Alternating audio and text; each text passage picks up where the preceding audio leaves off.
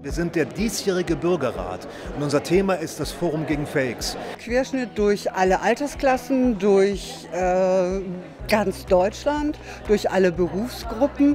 Einen besseren Querschnitt von Bevölkerung kann man eigentlich live und lebendig nicht haben.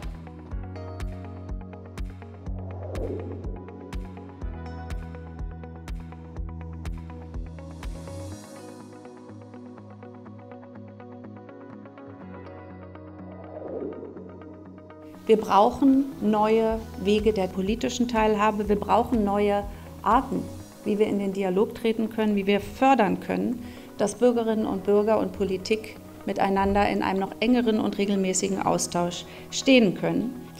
Das Arbeitsergebnis sind 15 Handlungsempfehlungen und 28 konkrete Maßnahmen.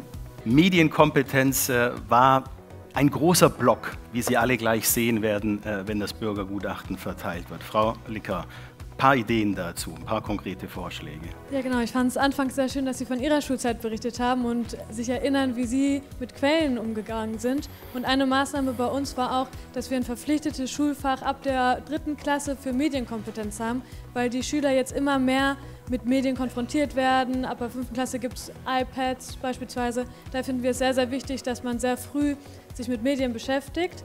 Da ist natürlich auch sehr, sehr wichtig, dass die Lehrerinnen und Lehrer sich mit Medienkompetenz und mit den Medien auseinandersetzen. Da finden wir regelmäßige Fortbildung sehr, sehr wichtig. Frau Licker hat das so super gesagt. Ich weiß gar nicht, ob Sie überhaupt noch antworten möchten, Frau Faeser.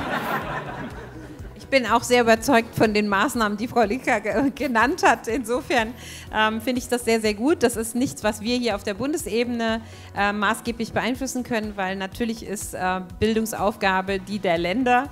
Aber ich nehme das sehr, sehr gerne mit. Einmal meiner Kollegin, die das über die Kultusministerkonferenz dann auch einspeisen kann. Ich glaube, diese Kompetenzvermittlung von Medienkompetenz ist das A und O, absolut. Es ist, glaube ich, es ist dringend notwendig, die Plattformanbieter rechtlich zu verpflichten, die Verbreitung von Falschnachrichten, von Desinformation zu verhindern und zu bekämpfen. Ein Punkt wäre beispielsweise, Algorithmen zu veröffentlichen als Open Source. Dadurch entsteht wieder Transparenz. Dann ist es wichtig, sagen wir mal, Desinformation auch als solche zu markieren. Ich nehme Ihre Anregung gern mit auf. Ich habe regelmäßige Runden mit den Plattformen. Und Sie haben eins angesprochen, was wichtig ist, internationale Regulierung. Wir haben seit diesem Jahr den DSA-Act, das ist der Digital Service Act aus der Europäischen Kommission.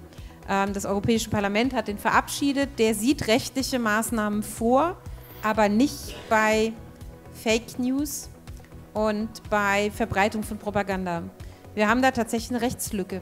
Wir haben uns gedacht, es braucht eine Anlaufstelle, eine neutrale Anlaufstelle mit einer Expertenkommission. Wäre zum Beispiel denkbar, das anzusiedeln bei den gemeinsamen Geschäftsstelle der Medienanstalten und als physische Anlaufstelle für den Normalbürger, zum Beispiel bei Verbraucherzentralen, dass sie dort vor Ort hingehen können oder anrufen können. Ich glaube, die Frage, dass es für Bürgerinnen und Bürger Ansprechpartner gibt, wird immer wichtiger. Ich finde die Idee, den Verbraucherschutz als so unabhängige Instanz mit dazuzunehmen, eigentlich sehr gut, weil es geht ja darum, dass Bürgerinnen und Bürger Vertrauen haben zu der Stelle, genau, die aber auch bei Ihnen in der Nähe ist. Ja. Insofern gucke ich mir die Vorschläge sehr, sehr gerne an und wir haben ja, darüber reden wir, glaube ich, gleich auch nochmal einen folgenden Prozess und insofern nehme ich das gerne auf. Vielen Dank. Mehr als 400.000 haben mitgemacht. Ja, war's das jetzt hier, unsere kleine Diskussion? Wie geht's denn weiter? Wir haben schon einen Follow-up-Prozess initiiert. Wir werden jetzt die Dinge verarbeiten, für uns werten, Sie dann wieder einladen und mit Ihnen darüber diskutieren. So stelle ich mir den weiteren Prozess vor. Deswegen freue ich mich auf die weitere Arbeit mit Ihnen.